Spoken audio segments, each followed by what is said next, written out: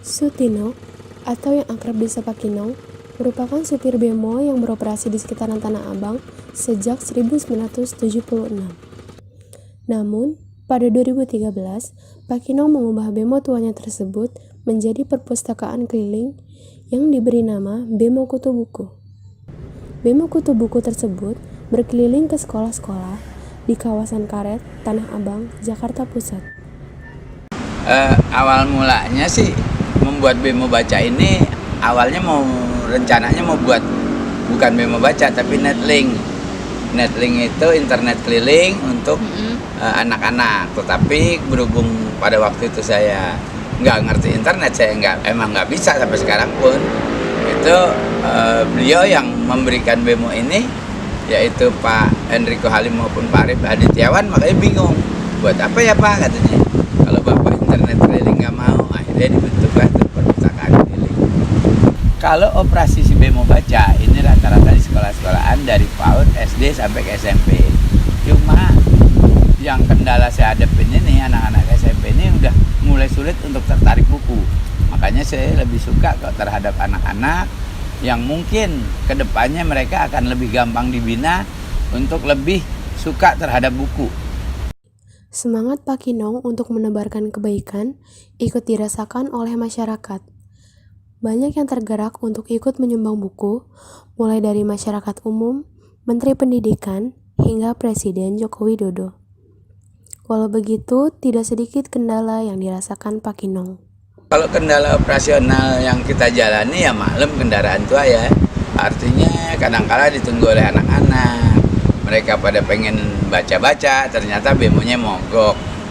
Gitu. Itu ya umum, tapi besok kita usaha gimana ya supaya mereka besoknya bisa baca lagi. Sejak pemerintah mengeluarkan perintah larangan operasional bemo, kendala ekonomi pun sempat dirasakan pria parubaya ini. Nah itulah masalahnya, setelah bemo ini nggak boleh operasional, jadi perpustakaan itu hampir vakum. Karena apa? Kebutuhan kita sehari-hari sangatlah saya kesulitan. Jadi saya kerja ya semrawut, artinya kerja kasar apa aja kita kerjain untuk mencukupi kebutuhan di rumah. Dan sekali waktu kita mengadakan perpustakaan keliling, walaupun nggak setiap hari, tapi kita berusaha terus. Namun semangatnya sebagai kepala keluarga yang tak pantang menyerah, membuatnya memutar otak untuk memenuhi kebutuhan hidupnya dan anak istrinya.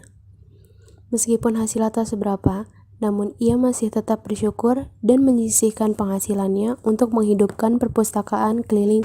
Sekarang ini saya narik bajai, karena itu pun juga memang nggak mencukupi kebutuhan ya, karena kebutuhan saya yang besar dan hasil dari narik bajai itu minim. Tapi mau gimana lagi, jadi kita masih tetap berusaha supaya kalau bisa ada lebihan-lebihan lain yang biar bisa perpustakaan ini lebih aktif.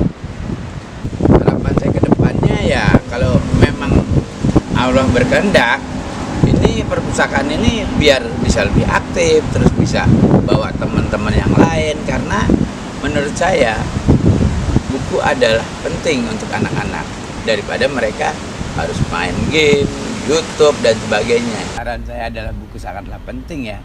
Bahkan pemerintah pun kan sekarang udah luar biasa memberikan artinya sekolah gratis, pendidikan gratis ya, yang sangat berguna. Jadi kalau mereka nggak berpotensi, nggak dimanfaatin dengan baik, kan akhirnya sayang.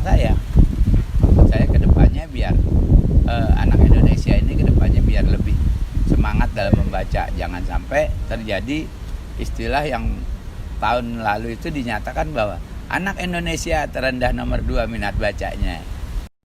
Mencerdaskan generasi anak bangsa merupakan cita-cita utama dari Pak Kinong. Di masa senjanya, ia hanya berharap di masa yang akan datang, Indonesia tak lagi berada di posisi bawah terhadap minat baca. Lingga Wardani, Tanya Audriatika, ISIP News melaporkan.